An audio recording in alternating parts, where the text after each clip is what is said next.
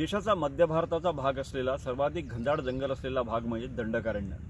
गडचिरोलीसह या दंडकारण्यात गेल्या 40 वर्षापासून माओवाद्यांच्या हिंसक कारवाया सुरू आहेत। पीपल्स वॉर ग्रुप ते भाकपा माओवादी यापर्यंतच्या संघटनेच्या प्रवासात अनेक मोठ्या नेत्यांचं योगदान आहे, माओवादी नेत्यांचं, आणि त्यापैकी एक मोठं नाव आहे मल्लोजुला वेणुगोपाल उर्फ भूपती उर्फ सोनू। या भूपतीने 60 माओवाद्यांसह रात्री उशिरा गडचिरोली पोलिसांसमोर आत्मसमर्पण केलं आहे। माओवाद्यांच्या संघटनेत आतापर्यंत बसलेला सगळ्यात मोठा हादरा म्हणू शकतो आपण, कारण नंबाला केशव माओवाद्यांचा सर्वोच्च नेता मारला गेला आणि त्याच्यानंतर टॉप 2च्या भूमिकेत जो माओवाद्यांचा मोठा बौद्धिक चेहरा म्हणून ओळखला जात होता त्या भूपतीने आत्मसमर्पण करणं हे माओवाद्यांचं कंबरडं मोडल्यासारखं आहे असं आपण नक्कीच म्हणू शकतो। कोण आहे भूपती? महाराष्ट्राचा शेवटचा तालुका सिरोंचा, जो गडचिरोली मुंबईपासून 1200 किलोमीटरवर आहे, त्या सिरोंचा तालुक्यापासून 100 किलोमीटर अंतरावर पेद्दापल्ली हे तेलंगणातलं मोठं शहर आहे। त्या ठिकाणी एका स्वातंत्र्य सैनिकाच्या घरात जन्मलेले मल्लोजुला कोटेश्वरराव उर्फ किशनजी, मल्लोजुला वेणुगोपाल उर्फ भूपती हे दोन भाऊ उच्च विद्या विभूषित आहेत। उच्च शिक्षण घेतल्यानंतर ते कोंडापल्ली सीतारामा यांनी स्थापन केलेल्या 1970-75च्या दशकातील पीपल्स वॉर ग्रुप या संघटनेकडे आकर्षित झाले। माओवादी विचारधारा, नक्षलवादी विचारधारा ज्याला त्या काळात म्हटलं जायचं, त्या विचारधारेत त्यांनी प्रवेश केला आणि 1980 मध्ये ते गडचिरोली जिल्ह्यातल्या सिरोंचा तालुक्यात आले। या ठिकाणी पहिलं सिरोंचा दलम या दोन भावांच्या नेतृत्वात उभं झालं। त्या काळात भूपतीला महाराष्ट्र तेलंगणा सीमेवर वावरल्यानंतर तेलंगणा पोलिसांनी अटक केली होती, महाराष्ट्र पोलिसांनी अटक केली होती। त्या काळात हा भाग चंद्रपूर जिल्ह्यात होता। त्यानंतर भूपतीची चंद्रपुरातून सुटका झाली न्यायालयाच्या माध्यमातून आणि त्यानंतर भूपतीचा परत एकदा प्रवास सुरू झाला। 1984 मध्ये एक मोठं अधिवेशन, माओवाद्यांचं देशातलं सगळ्यात मोठं अधिवेशन कमलापूरला झालं होतं। ते अधिवेशनाचं नियोजनही भूपतीने केलं होतं। दुसरं आपण जर बघितलं तर सिरोंचा दलमचा मार्गदर्शक, अहेरी दलमचा मार्गदर्शक, त्यानंतर एटापल्ली, भामरागड दलम, पेरमिली दलम असे माओवाद्यांचे वेगवेगळे जे दलम उभे राहिले त्यात भूपतीचीच खूप महत्त्वाची भूमिका होती। भूपतीची भूमिका आणि त्यासोबत भाऊ किशनजीची भूमिका। किशनजीला नंतर जे आहे पश्चिम बंगालमध्ये पाठवण्यात आलं। दंडकारण्यात किशनजी गेला, त्यानंतर तिथून तो पश्चिम बंगालमध्ये गेला। मात्र भूपतीचा वावर हा गडचिरोली जिल्ह्यातल्या पासून दंडकारण्यापर्यंत याच भागात राहिला। म्हणजे दंडकारण्य झोनल समितीचा प्रमुख झाला भूपती, सदस्य झाला।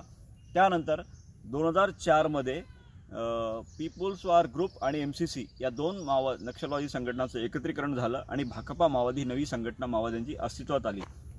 त्यामध्ये एकत्रीकरणामध्ये सुद्धा गणपतीसोबत भूपतीची भूमिका महत्त्वाची होती। म्हणजे माओवाद्यांच्या संघटनेत 4 ते 5 मोठे नाव आहेत, ज्यामध्ये गणपती जो आहे माओवाद्यांचा सर्वात मोठा मार्गदर्शक, पहिला त्यांचा संघटनेचा नेता, त्यानंतर किशनजी, चेरकुरी राजकुमार उर्फ आजाद आणि मल्लोजुला वेणुगोपाल उर्फ भूपती, कादरी सत्यनारायणा हे मोठे नाव आहेत। आपण आता जर नंबाला केशव आहे आणि तिप्पिरी तिरुपती उर्फ देवजी जो आता माओवादी संघटनेचा प्रमुख आहे। या सगळ्यांमध्ये आपण जर बघितलं तर भूपती हा एक इंटेलेक्च्युअल बौद्धिक चेहरा म्हणून भूपतीची ओळख आहे। कारण दंडकारण्यामध्ये माओवादी संघटनेचा विस्तार करत असताना बौद्धिक दृष्ट्या त्यांनी माओवाद्यांची धोरणं अतिदुर्गम भागात, आदिवासी बहुल भागापर्यंत पोहोचवली। स्थानिक जनतेला आकर्षित करण्यासाठी नेमकं काय करायला पाहिजे तशा पद्धतीची फेरहाकणी त्यांनी केली। म्हणजे माओवाद्यांचं जनमिलिशियापासून दलम ते दंडकारण्य झोनल समिती, माओवाद्यांची स्टेट कमिटी, माओवाद्यांची सेंट्रल कमिटी, पोलिट ब्युरो या संघटनेच्या रचनेमध्ये सुद्धा भूपतीची महत्त्वाची भूमिका आहे। त्यामुळे भूपतीला वगळून माओवादी संघटना हे होऊच शकत नाही। असा हा भूपती जो आहे, नंबाला केशवच्या मृत्यूनंतर भूपतीकडे माओवादी संघटनेची सूत्र जाईल अशी शक्यता होती। सगळ्यात महत्त्वाचं म्हणजे मी तुम्हाला सांगू इच्छितो की भूपतीची पत्नी तारक्का जी आहे, ती तारक्का याच वर्षात मुख्यमंत्री देवेंद्र फडणवीस यांच्या समक्ष तिने आत्मसमर्पण केलं होतं। त्यानंतरच भूपतीच्या आत्मसमर्पणाच्या चर्चा सुरू झाल्या, मात्र त्याला कुठलीही शक्यता त्यावेळी दिसत नव्हती। तारक्काने सुद्धा असं म्हटलं होतं की तो आत्मसमर्पण करणार नाही। न्यूज 18 लोकमतला दिलेल्या मुलाखतीत तो चकमकीत मारला जाईल, मात्र तो आत्मसमर्पण करणार नाही। आत्ता भूपतीने नेमकं आत्मसमर्पण का केलं याच्या मागे काही गोष्टी आहेत, मी तुम्हाला सांगू इच्छितो। सगळ्यात महत्त्वाचं म्हणजे नंबाला केशव हा माओवाद्यांचा सगळ्यात मोठा जो नेता होता, त्याला ठार केल्यानंतर माओवादी संघटनेची सूत्र भूपतीकडे जाईल अशी शक्यता होती. मात्र भूपतीने स्वतः नेतृत्व घेण्यास नकार दिला आणि त्यानंतर ही सूत्र जी आहेत तिप्पिरी तिरुपती उर्फ देवजीकडे गेली. सगळ्यात महत्त्वाचं म्हणजे नंबाला केशवच्या काळातच माओवाद्यांच्या शांततेच्या चर्चेच्या संदर्भात काही गोष्टी सुरू झाल्या होत्या. आता त्या भूमिकेचा पुनरुच्चार कर भूपतीने युद्धबंदी केली पाहिजे, शांतता चर्चा आवश्यक आहे असं मत व्यक्त केलं आणि तात्पुरती शस्त्र ही संघटना सोडू शकते असं सूतोवाच करून त्यांनी वक्तव्य केलं. त्यामुळे दंडकारण्यात मोठी खळबळ उडाली. माओवादी संघटनेत खळबळ उडाली की नेमका भूपतीने शस्त्र सोडण्याची भूमिका का घेतली आहे. आता त्या संदर्भात जे आहे मोठा खल झाला आणि माओवाद्यांच्या नेतृत्वाने विशेषतः तेलंगणा स्टेट कमिटीच्या जगने भूपतीवर टीका केली. त्यानंतर माओवाद्यांच्या 2 मोठ्या नेत्यांनी टीका केली आणि त्याला विद्रोहीची किंवा त्याला गद्दारीची भूमिका असंही ठरवण्यात आलं. त्यामुळे तेव्हापासूनच भूपतीच्या आत्मसमर्पणाच्या चर्चा सुरू झाल्या की भूपतीने त्यानंतर 2-4 पानाचं पत्र काढलं. त्या पत्रामध्ये त्यांनी सविस्तर भूमिका जाहीर केली की माझ्या भूमिकेला चुकीच्या पद्धतीने ठरवलं जात आहे. आत्मसमर्पण म्हणजे शस्त्र आता जी परिस्थिती आहे त्या परिस्थितीमध्ये आपले मोठे कॅडर गेलेले आहेत, शेकडोच्या संख्येत ठार झाले आहेत, अनेकांनी आत्मसमर्पण केलेले आहेत. त्यामुळे आत्ता शस्त्र घेऊन लढा हा सध्या दिसत नाही. जनतेत जाऊन आपण लढलं पाहिजे हे मत त्याने व्यक्त केलं होतं. त्यामुळे भूपतीची भूमिका आता आत्मसमर्पणाच्या दिशेने जात आहे अशी चर्चा सुरू झाली. आता भूपती नेमकं तेलंगणात आत्मसमर्पण करेल की महाराष्ट्रात आत्मसमर्पण करेल यावर बऱ्याच चर्चा सुरू होत्या. मात्र गडचिरोली पोलिसांच्या प्रयत्नाला यश आलं. कारण गडचिरोली पोलीस दल माओवाद्यांच्या विरोधात मोठ्या प्रमाणात लढत आहे.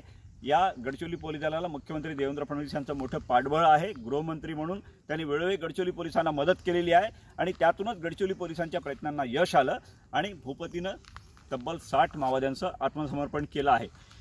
आता भूपतीची पत्नी तारक्का सुद्धा याच भागात आहे. भूपती उर्फ सोनूचं हे आत्मसमर्पण मोठं आहे कारण माओवाद्यांचा बौद्धिक चेहरा आता माओवाद्यांच्या संघटनेतून बाहेर पडला आहे. दुसरं महत्त्वाचं म्हणजे गडचिरोली जिल्ह्यात जे काही मोजके माओवादी आहेत त्यापैकी बहुतांश माओवाद्यांनी काल आत्मसमर्पणाची भूमिका घेतली आहे. त्यामुळे केंद्रीय गृहमंत्री अमित शहा यांचा मार्च 2026 पर्यंत माओवाद संपुष्टात आणण्याचं जे मोठं विधान होतं त्याला गडचिरोली पोलिसांमुळे मोठं यश मिळालं असून आणि गडचिरोली हा देशातला जवळपास माओवादमुक्त झालेला पहिला जिल्हा आहे असं आपण नक्कीच म्हणू शकतो. मुख्यमंत्री देवेंद्र फडणवीस यांनी वेळोवेळी गडचिरोली पोलिसांच्या बैठका घेतल्या आहेत. गडचिरोली पोलिसांना ज्या गोष्टी आवश्यक आहेत त्या सगळ्या त्यांनी देण्याचं जाहीर केलं. विकासाची भूमिका जाहीर केली आणि माओवाद विकास आणि बंदुकीच्या माध्यमातून संपुष्टात आणणार असं मुख्यमंत्री देवेंद्र फडणवीस यांनी जाहीर केलं होतं. आणि देवेंद्र फडणवीस यांच्या या प्रयत्नांना गडचिरोली पोलिसांनी बळकटी दिली आहे. त्यामुळे केंद्रीय गृहमंत्री अमित शहा यांचं जे विधान होतं ते विधान या ठिकाणी आता तर खरं ठरलं आहे हे आपण म्हणू शकतो. महेश तिवारी, न्यूज 18 लोकमत, गडचिरोली.